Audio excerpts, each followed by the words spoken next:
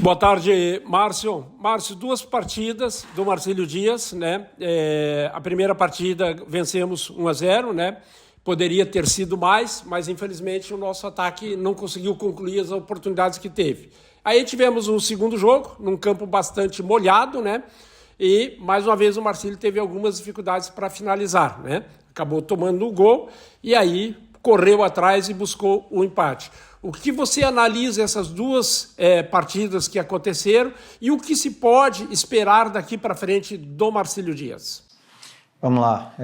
Primeiro, salientar aquilo que a gente conversou antes do início da competição, que iria ser uma competição pautada muito no equilíbrio, né? A gente vê com 2 rodadas, nenhuma das equipes acabou conseguindo lograr 2 vitórias. Então, eu acredito que vai ser a tônica da competição.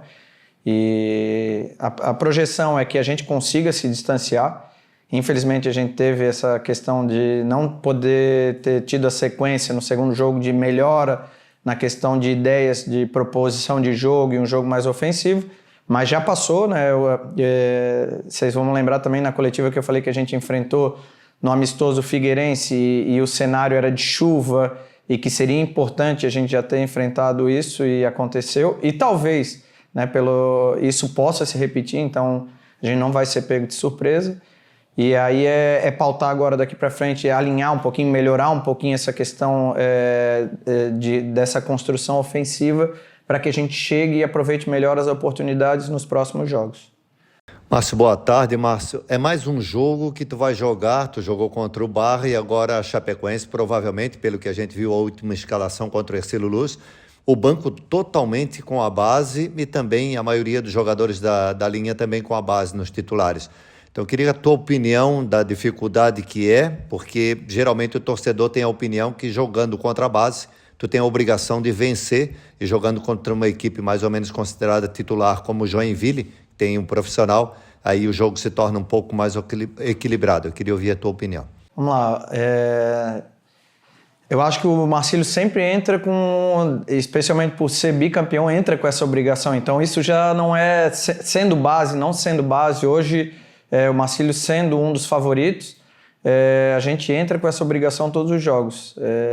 E a gente tem lidado com isso com o grupo de atletas e toda a comissão, a gente sabe dessa responsabilidade, mas também a gente entende que independente se está com base ou não está com base, hoje o futebol ele é muito equilibrado. E todas as equipes têm trabalhado bastante, então independente de quem a gente vai enfrentar, a gente já sabe dessa questão de que a gente tem um certo favoritismo, então a gente se prepara para isso para todos os jogos. Vai ser contra o time principal, né? E aí sim, o Barra estava com bastante atletas formados da base, e parabéns, né, pelo grande trabalho que o Barra está fazendo. Mas eu acredito que o que equilibrou bastante o jogo foi o cenário, né? Talvez se a gente tivesse um outro cenário, ou se a gente pegar eles em uma outra oportunidade, a gente possa ver um jogo um pouquinho diferente. Márcio, boa tarde. Como jornalista, a gente tem que fazer as perguntas. Eu entendo que como treinador tem algumas coisas que tu pode falar, outras não, né? Mas eu gostaria de entender, ou que tu pode falar sobre as substituições. Em especial, a substituição do Juninho pelo Marquinho, por que não o Danilo Nazaré? A entrada do Ayrton, mesmo com o Caio Christian em campo. E se tu quiser complementar, parece que observei em algumas oportunidades ele cansado, parece que até pediu para sair, mas ficou em campo. E a entrada do Rony no final também, que causou surpresa, até porque tinha o Davi Schwenk, tinha outro atacante, e o Rony entrou, ficou na primeira linha, né? Vamos lá. Primeira substituição do Juninho pelo Marquinho. Por que não o Danilo e sim o Marquinhos? Porque eu queria mudar a característica da equipe mesmo, né? Não era um jogo onde a gente estava circulando a bola e propondo jogo. Eu não queria só trocar uma peça por outra. Por isso a opção de não botar o Danilo e o Juninho. O Juninho não saiu porque estava mal no jogo. O Juninho saiu porque o jogo não era... eu não entendia que com a característica de jogo dele a gente iria ser... predominante, a gente iria ser melhor do que dominante, é a palavra melhor, em cima do Barra, né? Então o Marquinhos foi para isso, para que a gente ganhasse um pouquinho mais de força no meio campo, tentasse ganhar primeira e segunda bola e pegar o time deles no desequilíbrio. por que o Ayrton entrou e o Caio não saiu. Para mim, o Caio foi o nosso jogador, nos 2 primeiros jogos, o jogador mais competitivo. E um dos jogadores que mais guerreou, com uma intensidade alta. Eu não podia perder a intensidade dele e ele não pediu para sair. Na verdade, eu tirei ele no final e coloquei o Rony, e aí eu explico a próxima substituição. Só que durante a semana, nos treinos de bola parada, o Ayrton fez um treino sensacional e é característica dele. A gente já conhece o atleta e sabe que ele tem uma bola parada muito diferente, o que acabou resolvendo. E na minha cabeça, eu não vou perder competitividade deixando o Caio, né? O Felipe já estava num processo, o Baiano já num processo de maior desgaste, e vou ganhar com a questão do Ayrton em experiência e uma bola parada mais qualificada. No final, a entrada do Rony é uma estratégia suicida que a gente trabalha. Isso é trabalhado, isso já é colocado, eles já sabem. Não adiantaria eu botar um outro atleta de ataque que seria numa condição normal. O Davi poderia ter entrado, o Danilo poderia ter entrado, mas a característica do jogo não pedia isso. Então eu entendi que a estratégia melhor era preencher, botar o Rony, que tem uma bola aérea sensacional, tentar preencher a área com mais gente para que a gente pudesse isso resultasse em gol. Então foram essas, isso que estava a gente conversando, pensando a estratégia melhor para a gente tentar conseguir igualar no marcador, e felizmente acabou acontecendo, né? O Rony acabou participando e o Ayrton participou do gol também. Para finalizar da minha parte o jogo contra o Barra, são 2 perguntas bem rapidinhas. A tabela mostrava que o Barra era o mandante, mas o Marcílio jogou no seu domínio, inclusive usou o seu vestiário tradicional. Como que a equipe encarou? Vocês olharam para a tabela e pensaram, é um jogo fora de casa, 1 ponto tá bom? Ou não, estamos dentro dos nossos domínios, temos que ganhar? E complemento perguntando sobre o goleiro Erivelto, que desde o início da partida fez cera, amarrou, tinha hora que o Gandula ia entregar a bola para ele fazia de conta que não estava vendo. Teve algum motivo?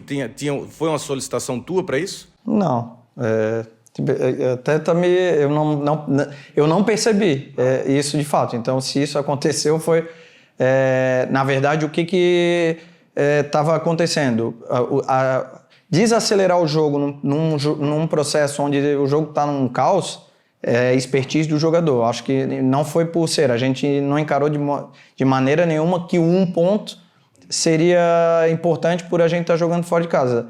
Inclusive, as melhores oportunidades de jogo foram criadas pelo Marcílio. Então, acredito que se tivesse para sair um vencedor naquele jogo, seria o Marcílio. Eles fizeram um gol numa bola que a gente estava em superioridade, num bate-rebate, uma situação bem aleatória, como foi o nosso gol também, que não foi algo elaborado, né?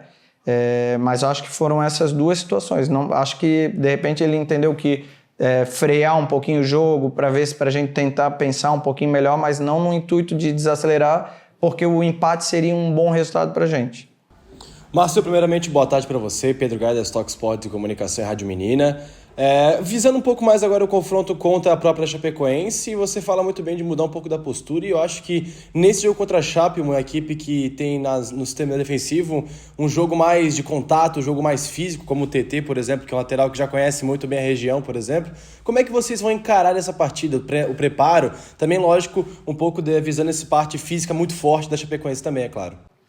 Bem, a gente, mais uma semana de trabalho para a gente fazer algumas alternativas. A gente tem procurado acrescentar algumas questões em termos de trocas e possibilidades que a gente vai construindo para ter essas estratégias, como eu falei antes, né? Já ter uma estratégia bolada se a gente tiver inferioridade, uma estratégia bolada se a gente estiver controlando o jogo. Então, tudo isso. E parte disso é também enfrentar uma equipe que eu acredito que vai vir aqui esperando um pouquinho, aguardando um pouquinho mais. Então, a gente vai ter que ter muita clareza, muita ciência do que vai fazer com a bola para que a gente fuja um pouco desse jogo de contato. Circulando bem a bola, sendo rápido, imprimindo aquilo que a gente conseguiu fazer no primeiro jogo contra a equipe do Nação. Acho que vai ser uma boa estratégia para que a gente consiga controlar o jogo e sair com a vitória. Ô Márcio, foi falado aqui sobre todas as substituições e teve uma substituição em especial que você não falou, que eu gostaria de falar. Foi unânime na nossa equipe de comentários, o pós-jogo, que o Giovani, para nós, na nossa opinião, era o melhor que estava em campo. Tá? O Levi corria muito, tinha cartão amarelo e tal. E na nossa opinião, houve um equívoco teu em tirar o Giovani. Eu gostaria de saber qual foi o teu pensamento em tirar o Giovani e não o Levi, que já tinha um cartão amarelo, para me entender um pouquinho melhor da tua cabeça. Bem, eu discordo, né? Discordo, e já vi o jogo 2 vezes.